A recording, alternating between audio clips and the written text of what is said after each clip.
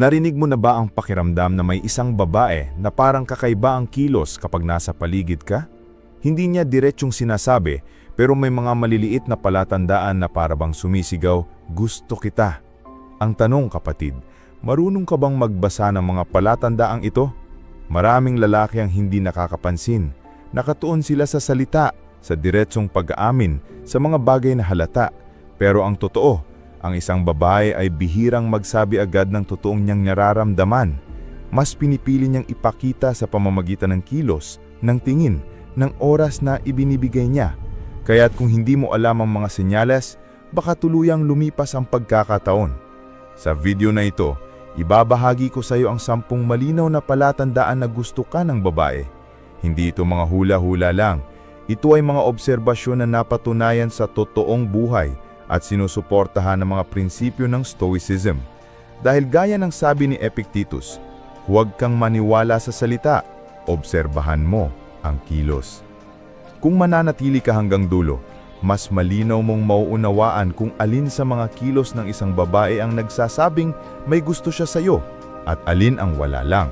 At kapag naintindihan mo ito, hindi ka na muling malilito. Unang palatandaan, ang paraan ng kanyang pagtingin. Kapatid, may mga mata na hindi kayang magsinungaling. Kapag ang isang babae ay may gusto sa iyo, makikita mo ito sa paraan ng kanyang pagtingin. Hindi ito basta simpleng tingin lang. Ito ay paulit-ulit, tahimik at may halong kaba. Kwento ni Marco, isang simpleng empleyado. Sa opisina nila, may kasamahan siyang babae na lagi niyang nahuhuling nakatingin. Sa una, iniisip niyang baka nagkataon lang. Pero habang lumilipas ang mga linggo, napansin niyang sa tuwing titingin siya sa paligid, nandoon na naman ang mga mata nito. At kapag nahuli niya, mabilis itong mag-aalis ng tingin, parang nahuli sa isang sikreto. Ganito ang palatandaan. Hindi ito palaging lantad o halatang malandi. Minsan nga, mahiyain pa. Pero ang paulit-ulit na pagtingin, lalo na kung sinusundan ka ng mata kahit hindi ka nakaharap, ay malinaw na senyales. Bakit mahalaga ito? Dahil ang mga mata ayon sa Stoics ay bintana ng kaluluwa at ang mga mata ng isang taong may gusto hindi mapigilan na hanapin ka. Kaya't kung nararamdaman mong laging bumabalik sa iyo ang kanyang tingin, kapatid, malamang may ibig sabihin nito. Ngayon, huwag kang magdali. Ang pagtingin ay simula lang. May mas malinaw pang senyales na mas ramdam mo kaysa nakikita mo. At iyon ang ikalawang palatandaan. Kwento ni Marco, isang simpleng empleyado. Sa opisina nila, may kasamahan siyang babae na lagi niyang nahuhuling nakatingin. Sa una, iniisip niyang baka nagkataon lang. Pero habang lumilipas ang mga linggo, napansin niyang sa tuwing titingin siya sa paligid, nandoon na naman ang mga mata nito. At kapag nahuli niya, mabilis itong mag-aalis ng tingin. Parang nahuli sa isang sikreto. Ganito ang palatandaan. Hindi ito palaging lantad o halatang malandi. Minsan nga, mahiyain pa.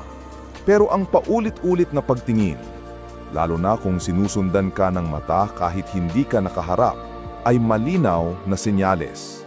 Bakit mahalaga ito? Dahil ang mga mata, ayon sa Stoics, ay bintana ng kaluluwa. At ang mga mata ng isang taong may gusto, hindi mapipigilan na hanapin ka. Kaya't kung nararamdaman mong laging bumabalik sa iyo ang kanyang tingin, kapatid, malamang may ibig sabihin ito. Ngayon, huwag kang magmadali. Ang pagtingin ay simula lang. May mas malinaw pang senyales na mas ramdam mo kaysa nakikita mo. At iyon ang ikalawang palatandaan.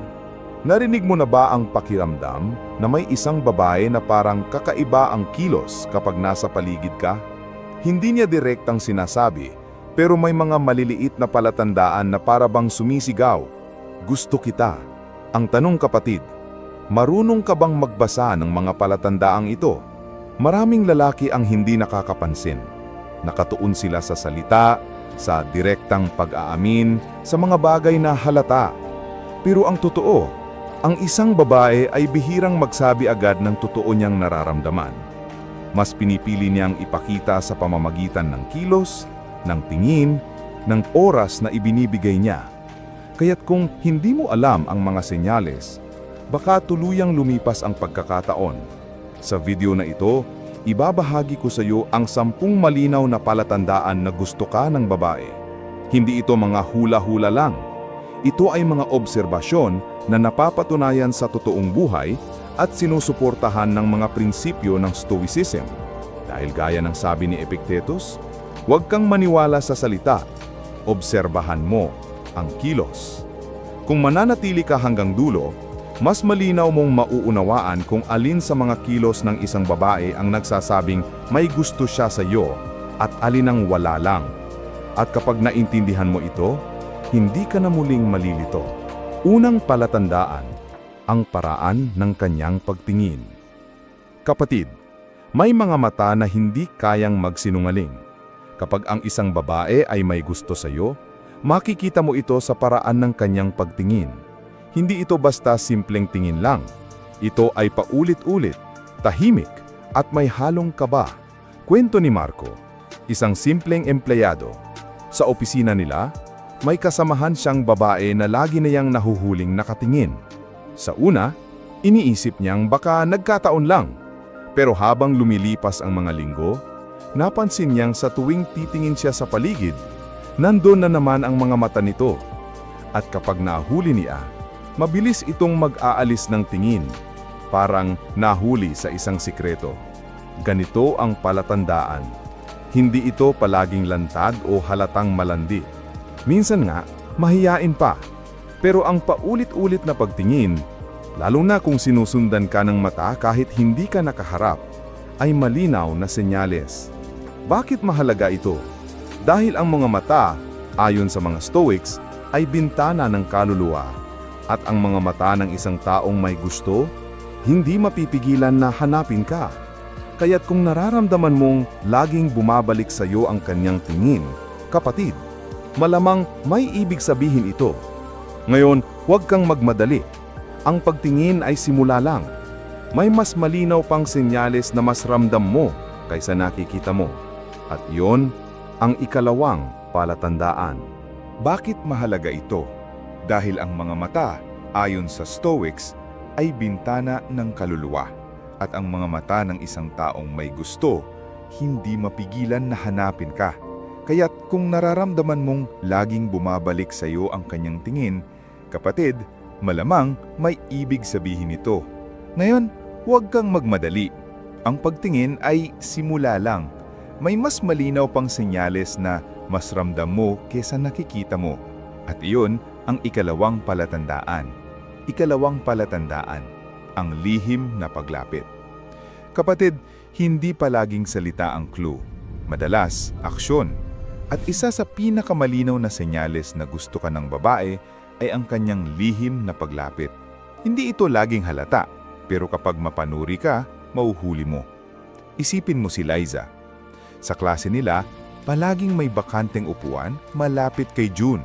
At kahit marami siyang pwedeng upuan, bakit sa tabi ni June siya palaging nauuwi? Sa una, baka isipin mong aksidente lang ito. Pero kapag 3, 4, 5, 10 beses nang nauulit, kapatid, hindi na aksidente yun. Ganito gumagana ang damdamin. Kapag gusto ka ng babae, subconsciously hinahanap niya ang presensya mo.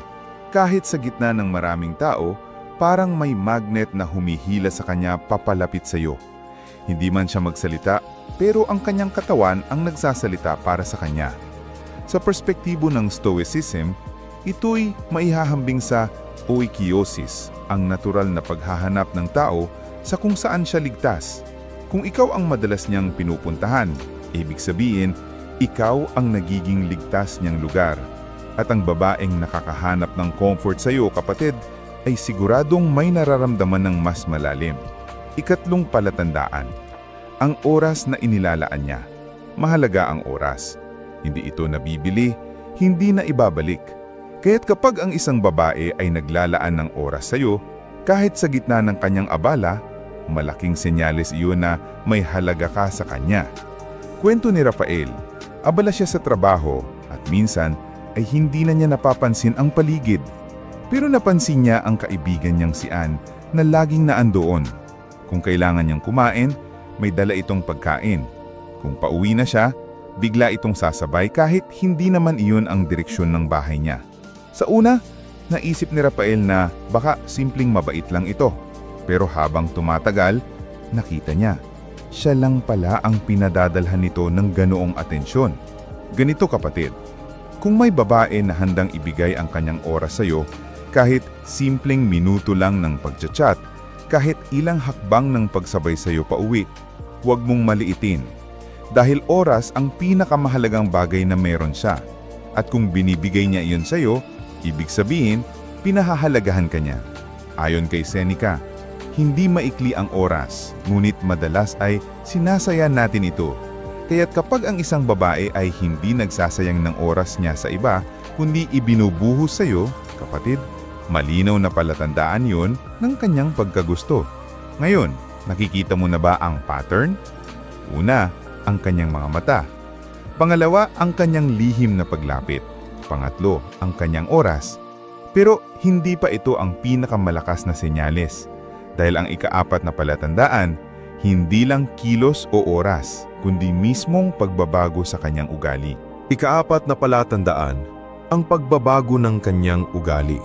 Kapatid, napansin mo na ba na may mga babae na parang ibang tao kapag nasa paligid mo? Sa tropa, malakas ang tawa, matapang magsalita, pero kapag ikaw ang kaharap, biglang mahinhin, mainyot, at parang nag-iingat sa bawat kilos.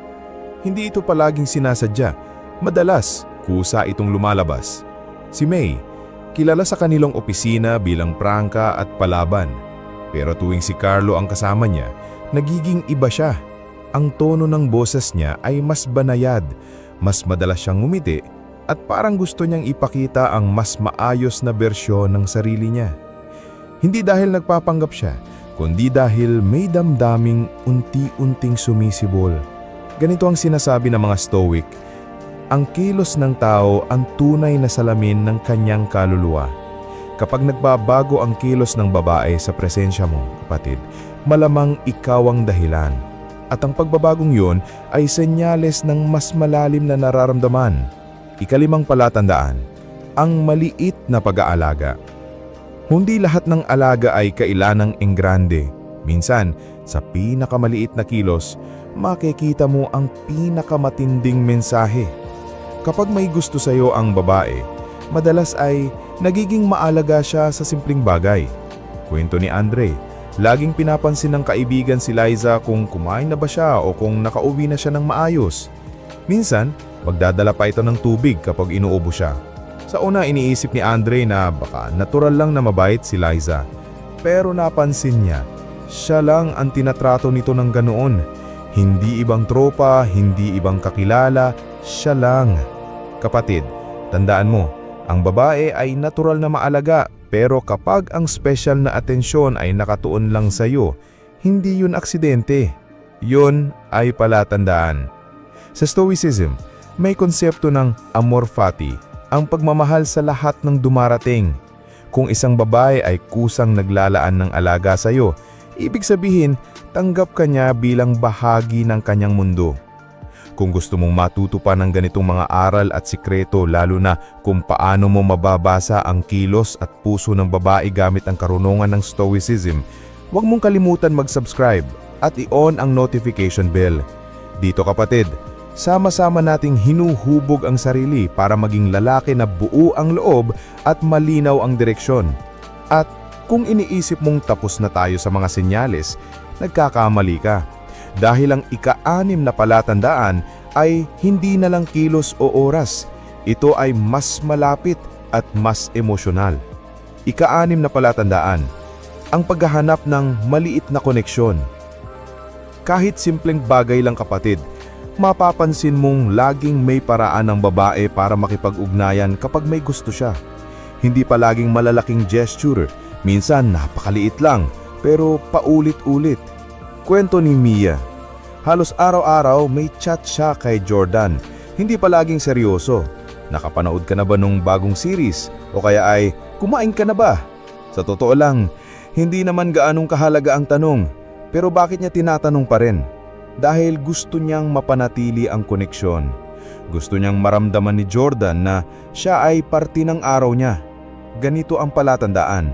Kung may babae na palaging may dahilan para makausap ka, kahit nonsense minsan, ibig sabihin, hindi ka nawawala sa isip niya. Hindi yun aksidente, yun ay patunay ng attraction. Sa Stoicism, ito'y tinatawag na simpatheia, ang natural na ugnayan ng tao sa isa't isa. At kapag isang babae ay paulit-ulit na naghahanap ng koneksyon sa iyo, kapatid, ito ay higit pa sa simpleng pakikipagkaibigan. Ikaapat na palatandaan, ang pagbabago ng kanyang ugali. Kapatid, napansin mo na ba na may mga babae na parang ibang tao kapag nasa paligid mo? Sa tropa, malakas ang tawa, matapang magsalita. Pero kapag ikaw ang kaharap, biglang mahinhin, mainyot, at parang nag-iingat sa bawat kilos.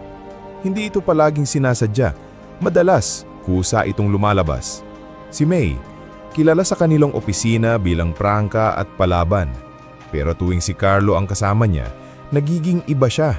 Ang tono ng boses niya ay mas banayad, mas madalas siyang ngumiti, at parang gusto niyang ipakita ang mas maayos na bersyon ng sarili niya.